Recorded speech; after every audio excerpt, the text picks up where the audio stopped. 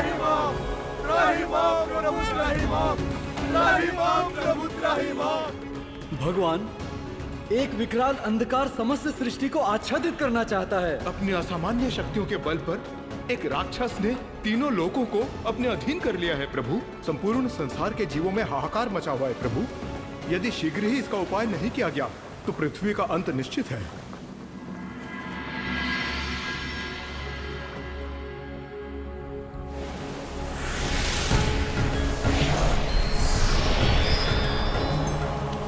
प्रणाम प्रभु।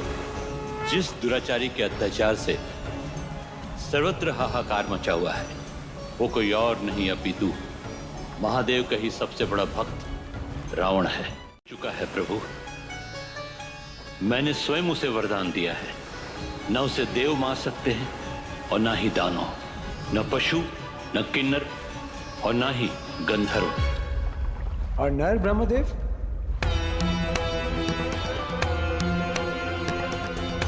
नर? नर का उल्लेख तो रावण ने किया ही नहीं प्रभु। उसे लगता है कि एक नर के हाथों उसकी मृत्यु हो, ऐसा असंभव है। और आपको क्या लगता है ब्रह्मदेव? प्रभु, ब्रह्मदेव, दुष्ट अधर्मी चाहे कितना भी चतुर क्यों ना हो जाए, किंतु विधाता कोई ना कोई काट अवश्य छोड़ता है जो उसके विनाश का कारण बनता है। रावण की मृत्यु का कारण मेरा ही नर अवतार होगा, मेरा राम स्वरूप, मेरा राम। जो ब्रह्मा बन के सृष्टि के रचयिता हैं, विष्णु बन के पालनहार और शिव बन के संहारक, राम इस ब्रह्मांड का परम सत्य है। महादेव, इस परम सत्य को आज आपके द्वारा वर्णित करने का कारण यह है देवी कि उस निराकार राम के साकार रूप लेने का समय आ गया है और इस अलौकिक रचना में हम एक महत्वपूर्ण योगदान करने जा रहे हैं।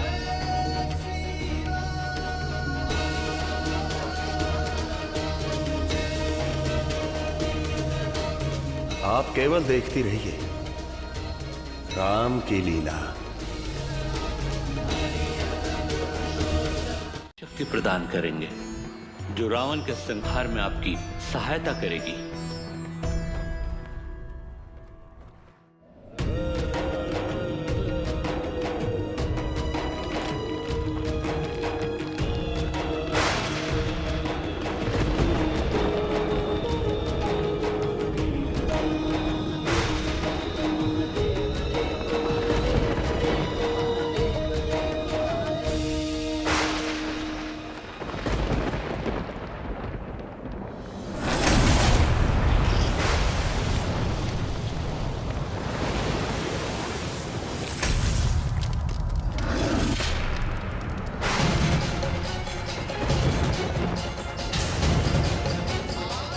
महादेव ने समय चक्र को क्यों रोक दिया है प्रभु? आइए ब्रह्मदेव, स्वयं महादेव से पूछ लेते हैं। नमः शिवाय। रुद्र रुद्र महारुद्र स्वयं सर्वेश्वरा, सर्वव्यापक सर्वज्ञात शंकरा सिद्धेश्वरा। ओम नमः शिवाय। वीर रुद्र उत्पन्न हुए हैं आपकी जटाओं से, शीश धरती को कर दिया था दक्ष की शिराओं से। ओम नमः शिवाय, ओम नमः शिवाय। आपने प्रभु ले लिया विकलांग का उदार चुका, कर दया शनिदेव का ही कर दिया उद्धार तब। गोत्र इच्छा पूर्ण की शिला की नंदीश्वर, बन के भैरव ब्रह्म का एक शीश काट ईश्वर। मार्ग धर्म का दिखलाया कृष्ण दर्शन रूप में, शर्व बन के नरसिंहा को शांत भी तुमने किया। दुर्गा सारी शियात जिनके।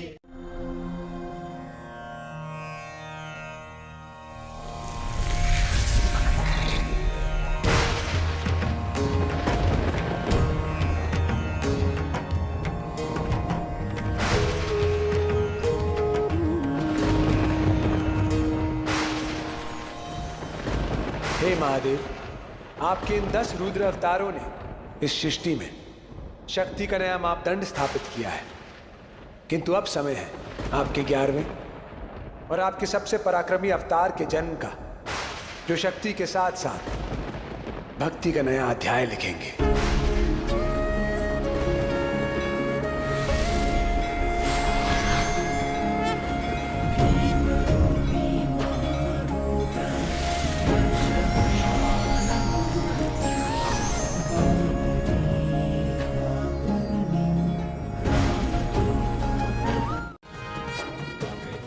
शिव तो स्वयं भू है, स्वयं अनादि है, स्वयं प्रारब्ध है। शिव के अवतार का भाग्य कोई और क्या लिखेगा?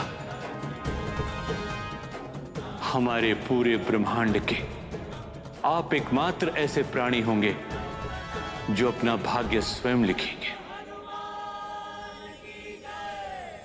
हे महादेव, आपके 11वें रुद्र अवतार न केवल इस संसार के सबसे शक्तिशाली प्राणी होंगे, अपितु सर्वश्रेष्ठ भक्त भी कहलाएंगे। इनकी राम भक्ति युगों युगों तक स्मरण की जाएगी और धरती पर क्षीण हो रही भक्ति की शक्ति को ये पुनः सशक्त करेंगे और समस्त संसार आपके इस पावन रूप को राम भक्त हनुमान के नाम से जानेगा, हनुमान के नाम से जानेगा। महाराज को ज्ञात हुआ तो अनर्थ हो जाएगा। चलो चलकर राजमहल में सूचित करते हैं। हाँ हाँ चलो।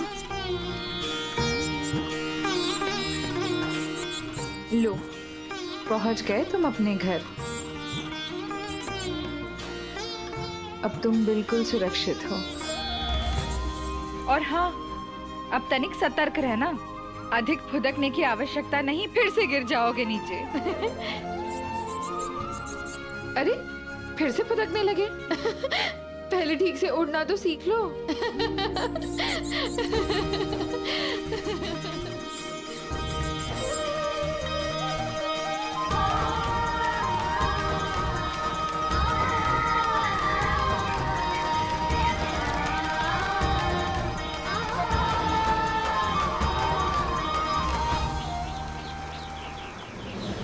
करना क्या होगा? सुमेरु पर्वत के शिखर पर एक शिवलिंग है। गुफाओं खंडरों से होकर कटीले रास्तों पर पैदल चलकर निर्जला व्रत रखकर वहां तक पहुंचना होगा। और स्मरण रहे, ये पूरी यात्रा ये एक जलते हुए दिए को अपने हथेली पर रखकर तय करनी होगी और अंत में उस ज्योत को शिवलिंग के समक्ष स्थापित करना होगा। हम करेंगे गुरुदेव।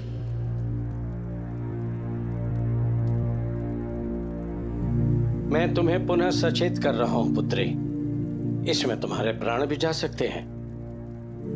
एक बार सोच लो। सोच लिया।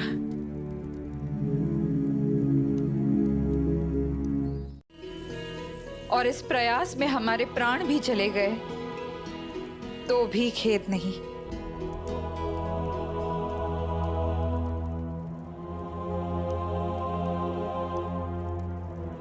आप कृपया हमें आज्ञा दे। आपकी इच्छा का सम्मान करते हुए हम आपको अनुमति देते हैं, किंतु ये यात्रा आप अकेली नहीं करेंगी। संतान प्राप्ति का ये तप हम दोनों मिलकर करेंगे।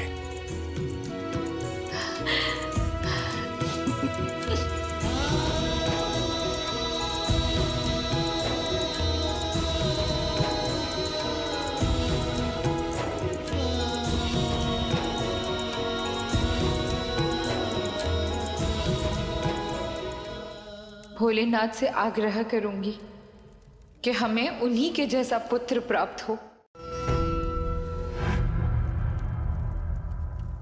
अब ये यात्रा प्रारंभ होती है।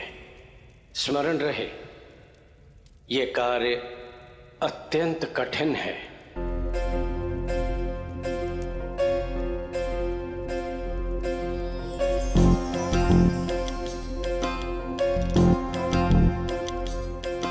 गहरों जप तप अंजनी करी,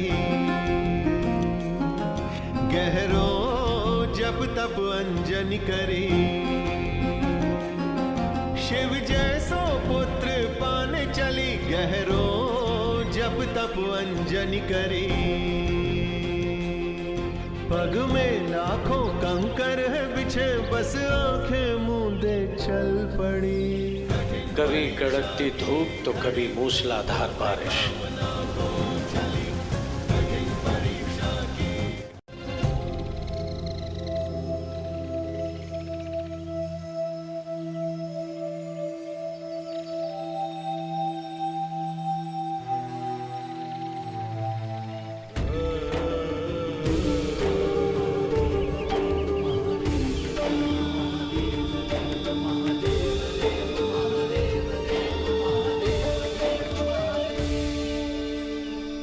प्रभु, हम ये तप आपको पुत्र रूप में प्राप्ति के लिए कर रहे हैं। यदि आप हमारे तप से प्रसन्न हुए तो कृपा करके हमारी मनोकामना पूर्ण कीजिए।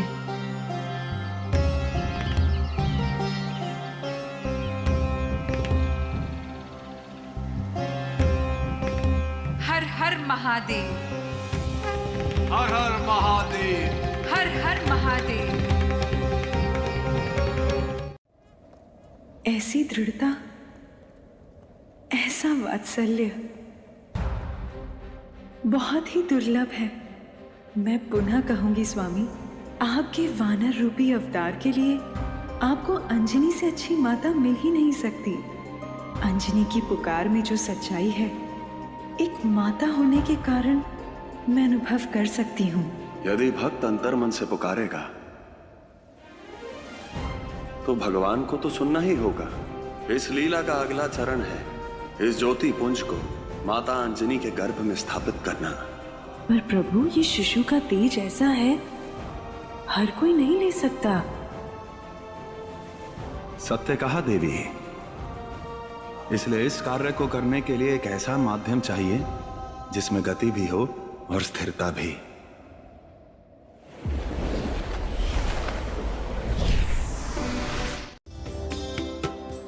इस शिशु को अपने वायु वेग से देवी अंजनी के गर्भ में स्थापित कर दे। उचित है ब्रह्मदेव। ये एक महालीला का प्रारंभ है और आपके इस योगदान के लिए समस्त सृष्टि इस शिशु को पवन पुत्र के नाम से जानेगी। हम आपके आभारी हैं ब्रह्मदेव, जो आपने इस महान कार्य के लिए हमें उपयुक्त समझा।